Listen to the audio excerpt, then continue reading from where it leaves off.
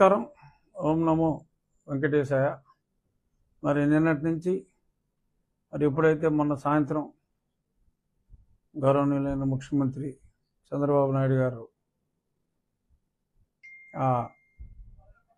ఆవు నెయ్యిలో లడ్డూ తయారీకి వాడే ఆవు నెయ్యిలో మరి పందికి సంబంధించిన కొవ్వు, అలాగే యానిమల్ మటన్ టాలో అంటారు,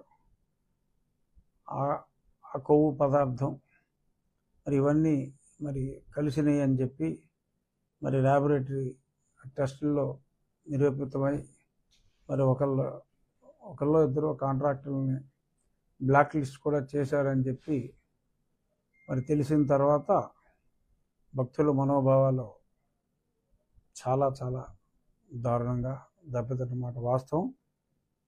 నిన్న సాయంత్రం కూడా ఛానల్స్ అన్నీ కూడా ఎక్సెప్ట్ కొన్ని బ్లూ ఛానల్స్ తప్ప మరి మెజారిటీ ఛానల్స్ అన్నీ కూడా ఇదే విషయాన్ని టేకప్ చేసినాయి. ఇక్కడ కల్తీ అన్నది నిజం, అందులో ఎటువంటి అనుమానం లేదు. ఈఓ గారు కూడా స్టేట్మెంట్ ఇచ్చారు.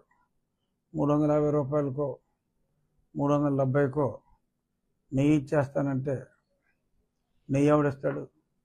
ఆవు నెయ్య. మామూలుగా నెయ్యిలో కూడా మరి గేదె నెయ్యి కన్నా ఆవు నెయ్యి కాస్ట్లీ కదా. పాలు కొంచెం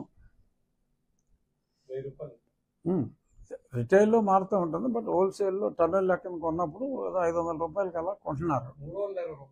ఇది 320. మరి 320 కొన్నామని చెప్పి ఏదో రివర్స్ టెండర్లో అంత సేవ్ చేసాం ఇంత సేవ్ చేసామని చెప్పి మాట్లాడటం కోసం మరి అదైతే 100 రూపాయలు కూడా ఉండదు. అదంతా సబ్బుల తయారీలో వాడతారు ఈ పదార్థాన్ని, ఈ పర్టికులర్ కొవ్వు పదార్థాన్ని. బాగా నొరగొస్తుందని చెప్పి కొంచెం కాస్ట్లీ సబ్బుల్లో ఈ లార్డ్ అనగా పంది కొవ్వు, మటన్ టాలో అంటే ఓకే, అది పశువుది కావచ్చు, అంటే మేక, గొర్రె, గొడ్డు, ఇటువంటి దాని కొవ్వు మటన్ టాలో అంటారు.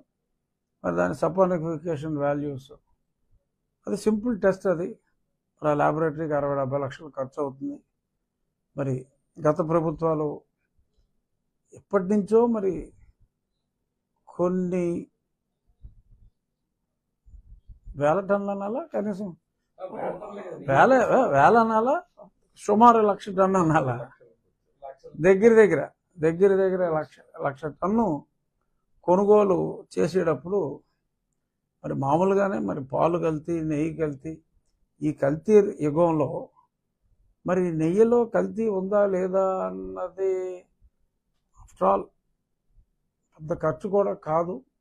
మరి ల్యాబొరేటరీ ఇప్పుడు దాకా మరి ఎందుకు లేదు మరి తిరుమల తిరుపతి దేవస్థానంలో అన్నది అది $1 బిలియన్ ప్రశ్న. ప్రభుత్వానికి సంబంధం లేదు.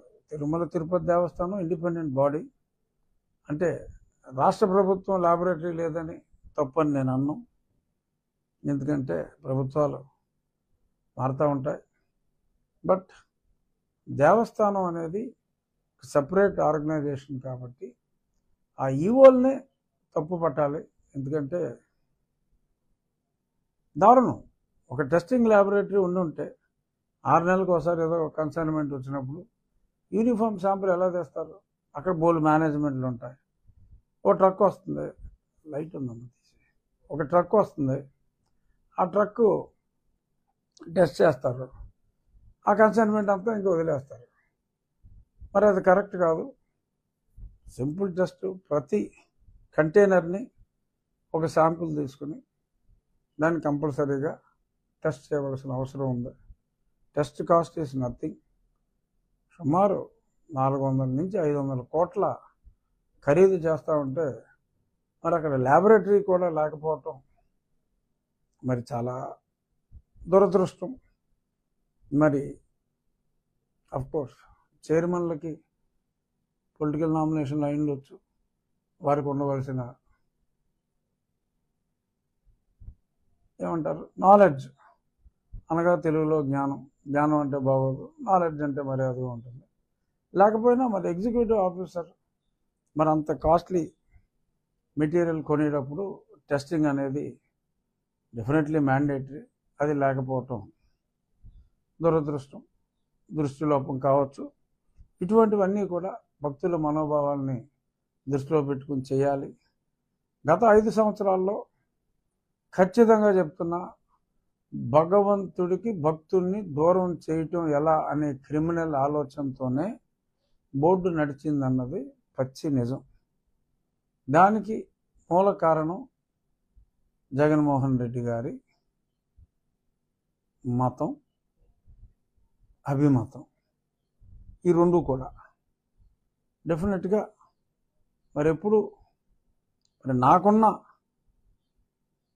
సమాచారం, ఇది కొంచెం ఇంట్రెస్టింగ్గా ఉంటుంది బాబు, వినండి. నాకున్న సమాచారం మరి 1999లో మరి రాజశేఖర రెడ్డి గారు ఓడిపోయినప్పుడు, అప్పటికి మరి విజయలక్ష్మి గారు క్రైస్తవం ఉన్నప్పటికీ భర్త రీత్యా వారి కుటుంబం స్వతహాగా హిందూ కుటుంబం, మ్యారేజ్కి ముందు వారు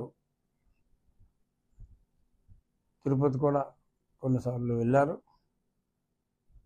చాలామంది అన్ని మతాలని దేవుడే అనే ఉద్దేశంలో ఉంటారు. బట్ అప్పుడు మరెవరో పేర్లు అనవసరం, కానీ ఇతర దేవుడు ఎవరైనా కూడా క్రిస్టియానిటీలో ఆ దేవుణ్ణి కూడా సైతాన్గా భావిస్తారు. అదే మతంలోనే ఉంది. నేను ఒక్కడనే దేవుడను, మిగిలిన వారందరూ ఉంటుంది కదా. This is my information from lot of Christians, my Christian friends at least. So మరి అటువంటి భావం, మరి సైతాన్లను కూడా మరి ప్రార్థిస్తే ఇబ్బంది అని అనుకోవటం, యాదృచ్ఛికంగా మరి 2004లో ఆయన నెగ్గటం, 2009లో నెగ్గటం, మరి ఆ తర్వాత 2014లో మరి కాస్త హిందూ కలర్ అంతా కూడా పాపం స్వరూపానంద గారు ఈయన్ని ఆ తర్వాత ఎన్నికల్లో ఓడిపోయిన తర్వాత కాస్త ముంచి అటు ఇటు మరి హిందూ కలర్ వేసిన తర్వాత మరి ఆయన నెగ్గటం, మరి నెగ్గిన తర్వాత తిరిగి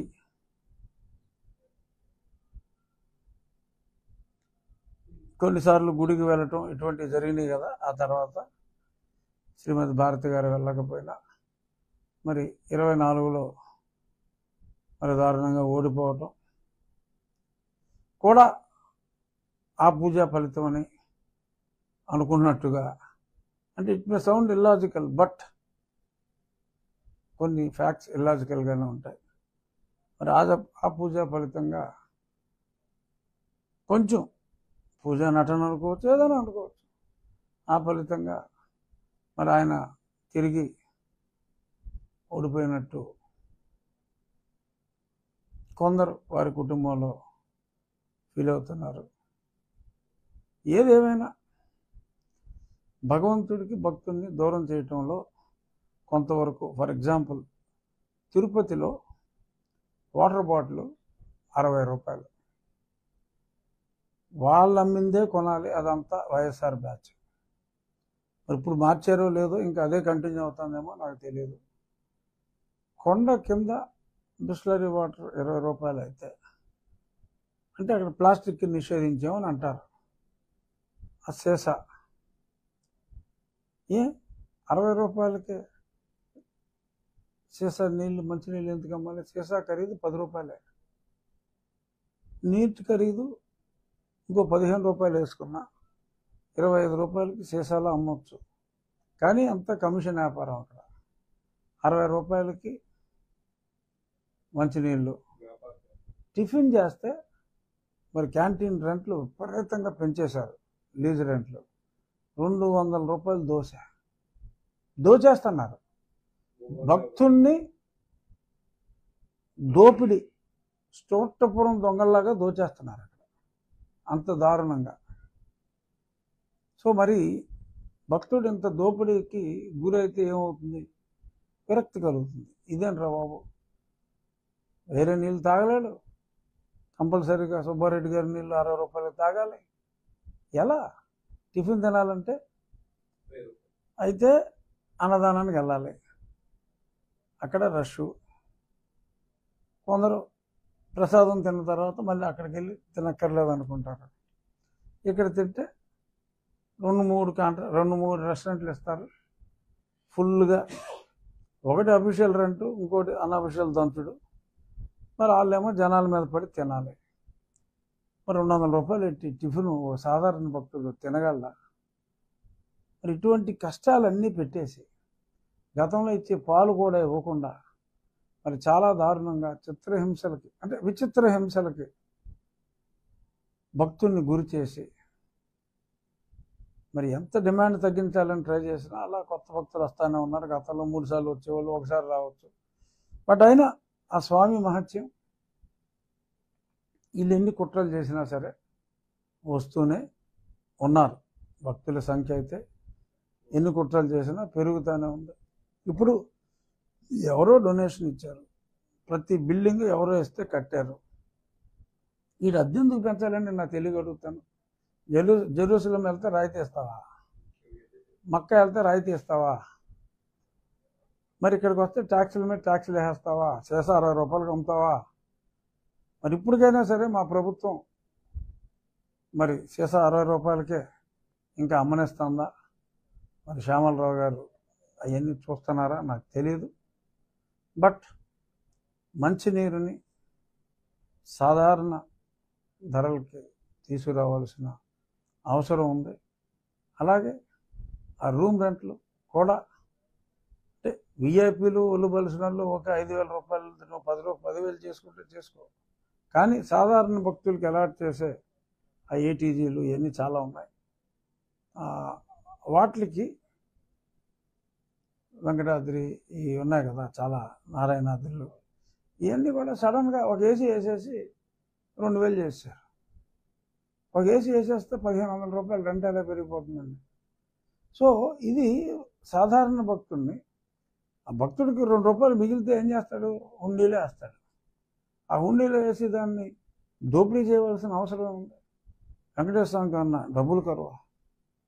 రోజుకి 3.5 నుంచి 4 కోట్ల డబ్బు వస్తుంది, అయినా ఇంత దోచుకోవటం అవసరం ఉందా? భక్తులకి ఫెసిలిటీస్ ఎలా పెంచాలి? ఇవన్నీ చూడటం మానేసి ఒక ఇబ్బంది పెట్టే కమర్షియల్ ఆర్గనైజేషన్గా గత 5 సంవత్సరాల్లో అది మారిందన్నమాట పచ్చి వాస్తవం. ఒక భక్తుడిగా నేను చెప్తున్నా. వాటర్ కోసం చెప్పారు. ఇదే మీ కాన్స్టిట్యున్సీలో వాళ్ళే మేజర్ డోనర్ గా రాజు వెంకటేశ్వర ఫౌండేషన్ అత్యధిక ప్యూరిఫై ఆల్మోస్ట్ ఆల్ ఇండియాలో చేశారు. 20 కోట్లు ఖర్చు. దాన్నే అది ఈ బాటిల్ సిస్టమ్ రాకముందు అదే యూజ్ చేశారు. దాన్ని ఎందుకు టీటీడీ పక్కన పెట్టిందంటే దాన్ని తీసుకురావడానికి మీరు ఏమైనా ట్రై చేస్తారా? భక్తుల్ని భగవంతుడికి దూరం చేసే ప్రయత్నంలో అది జరిగింది. ఇప్పుడు కొత్త రాబోయే ధర్మకర్తల మండలి కావచ్చు, ఇప్పుడున్న అడ్మినిస్ట్రేషన్ కొండ మీద వెంకయ్య చౌదరి గారు కానీ, కింద ఉన్న శ్యామలరావు గారు కానీ, మరి ఆ బోర్డు ఎప్పుడు ఫామ్ అవుతుందో మనకు తెలియదు. 3 నెలలుగా ఇవాళ రేపు అనుకుంటున్నాం. బట్ ఆలస్యమైన మరి అధికారులు అవన్నీ ఇమ్మీడియట్గా యుద్ధ ప్రాతిపదికన టేకప్ చేయాలి. Best quality water treatment plant పెట్టడం జరిగింది. ఆ ట్రీట్ చేసిన వాటర్ని బాటిల్స్ టీటీడీ ఇవ్వచ్చు. ఆ వాటర్ని ఫిల్ చేసి టీటీడీ ఉచితంగా ఇవ్వచ్చు. ఆ సీసాలని మళ్ళీ హ్యాండ్ ఓవర్ చేయాలి. సీసాకి డిపాజిట్ తీసుకున్నారనుకోండి ఒక 20 రూపాయలు, ఆ సీసాలు ఇచ్చి ఒక కౌంటర్ పెట్టి ఆ సీసాలు ఇస్తారు, 20 రూపాయలు వెనక్కి తీసుకోవచ్చు.